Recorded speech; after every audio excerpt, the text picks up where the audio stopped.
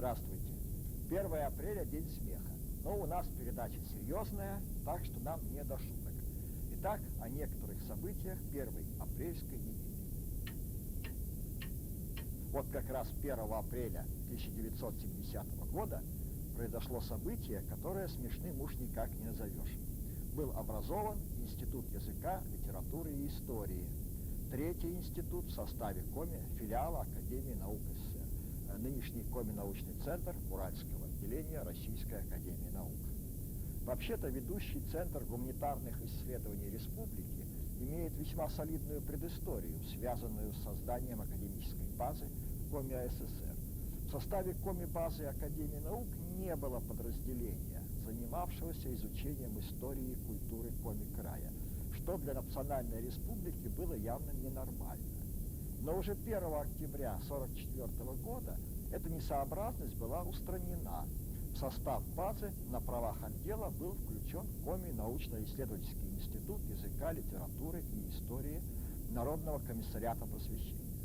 В 1956 году обсуждалась возможность преобразования отдела языка, литературы и истории в институт, но далее прожектов тогда эта идея не пошла.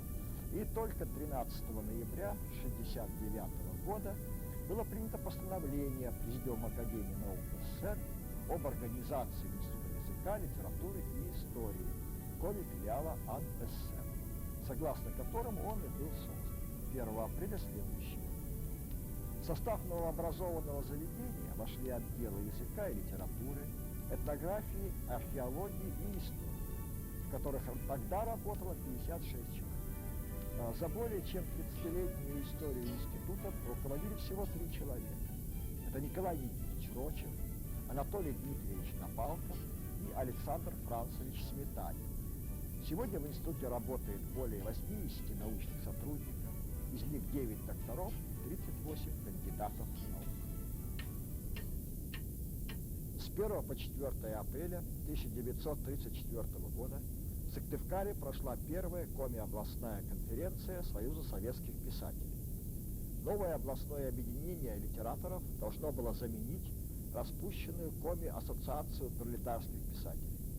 Подготовка конференции проходила под жестким контролем партийных органов в соответствии с постановлением ЦК ВКПБ от 23 апреля 1932 года о перестройке литературно-художественных организаций, подчеркивающим необходимость объединения всех писателей в едином союзе.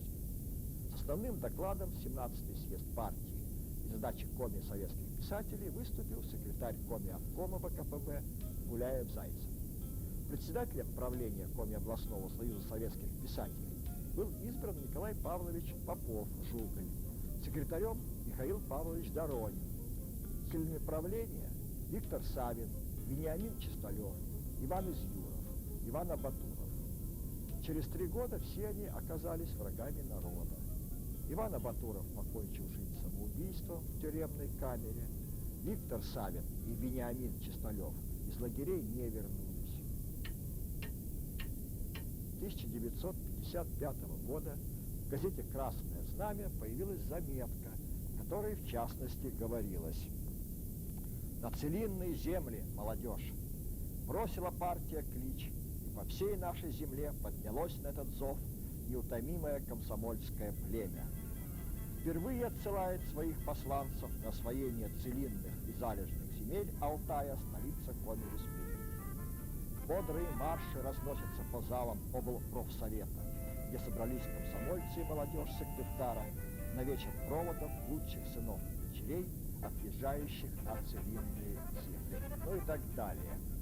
Вот и фотография небольшой группы добровольцев по комсомольской путевке, отправляющихся в дальние края. Помните такую песню «Едем мы, друзья, в дальние края, станем новоселами и ты, и я». Целинная эпопея – это одна из самых ярких страниц нашей послевоенной истории. Легендарная страница подвига ленинского комсомола, так о ней писали газеты того времени. Она началась с постановления Пленума ЦК КПСС от 2 марта 1954 года о дальнейшем увеличении производства зерна в стране и об освоении целинных и залежных земель.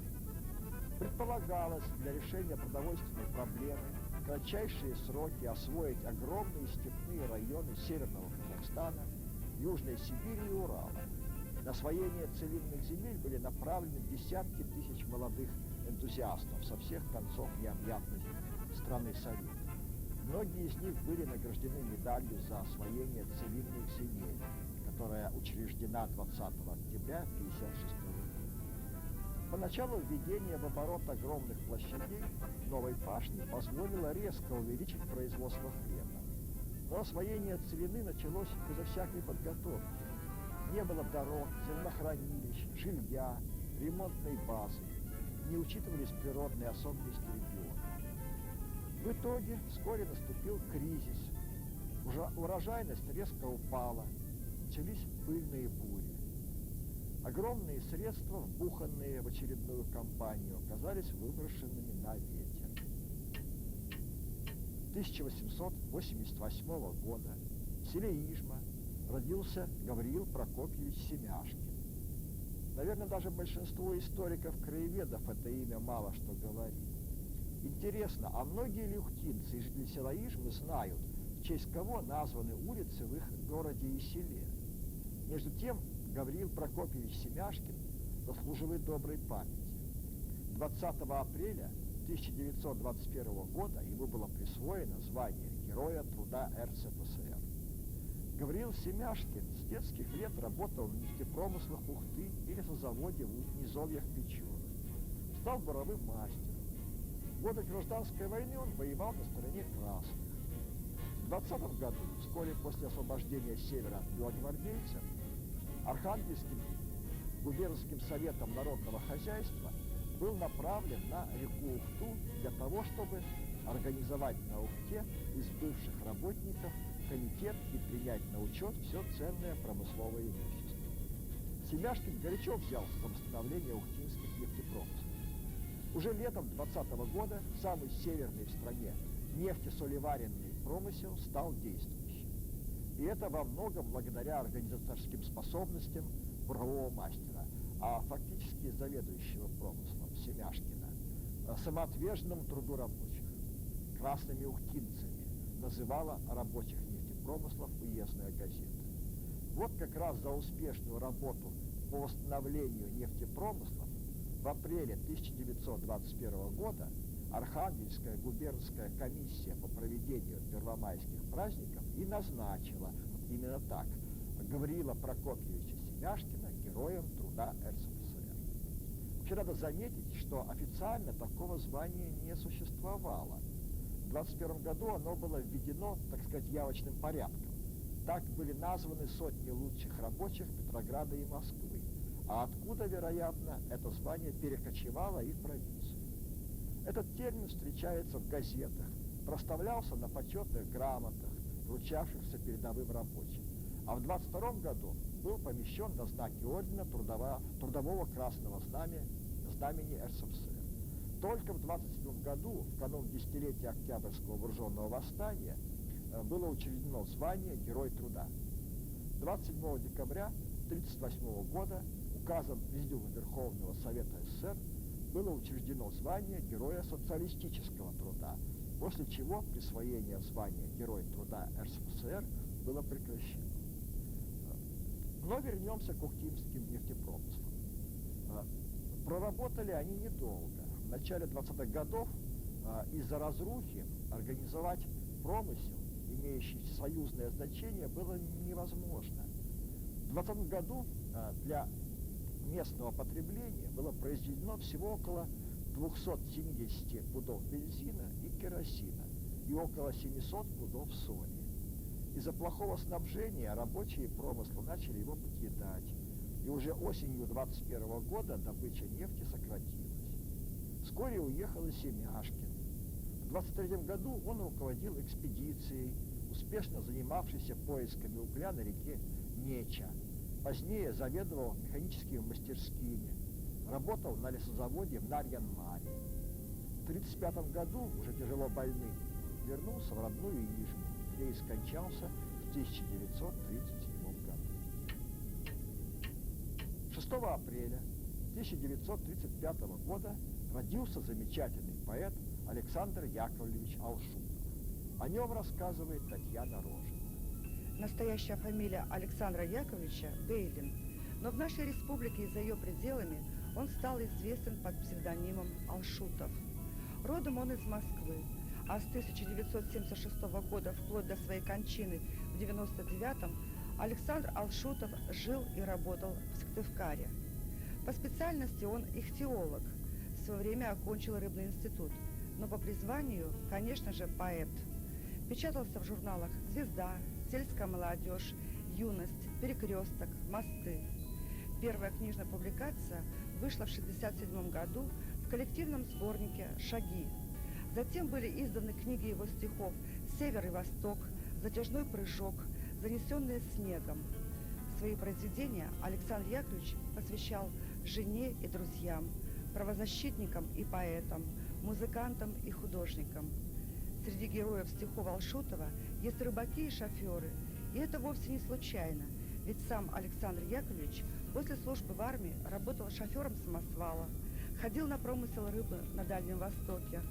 Он работал помощником кочегара и лесничим, корреспондентом газет и библиотекарем, в Коми-книжном издательстве и на Гостелерадио Коми АССР. В фонде нашей телекомпании хранятся киноочерки, автором которых был Александр Алшутов.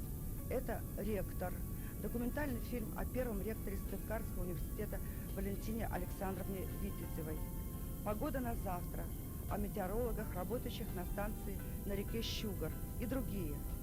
Весь свой богатый жизненный опыт Александр Яковлевич выплескивал в стихах, где лирично и мудро воспевал извечные человеческие ценности. Всему спасибо, то, что есть, за то, что хлеб назвали хлебом, за то, что крыша ржавой жесть не заменить бездонным небом. За всю судьбу благодарю, за миг рождения и старость, за позднюю мою зарю, когда так мало жить осталось. Спасибо рекам и морям, которые меня качали. Всем тем спасибо, кто меня помянет, может быть, с печалью. А нет, спасибо и на том, и да поможет им Спаситель. Как гость, не застегнув пальто, я вымолвить спешу. Спасибо. Сердце поэта остановилось 12 февраля 1999 года. На Краснозатонском кладбище над могилой поэта возведен памятник, над которым работали художник Геннадий Дмитриев и скульптор Роман Бендерский.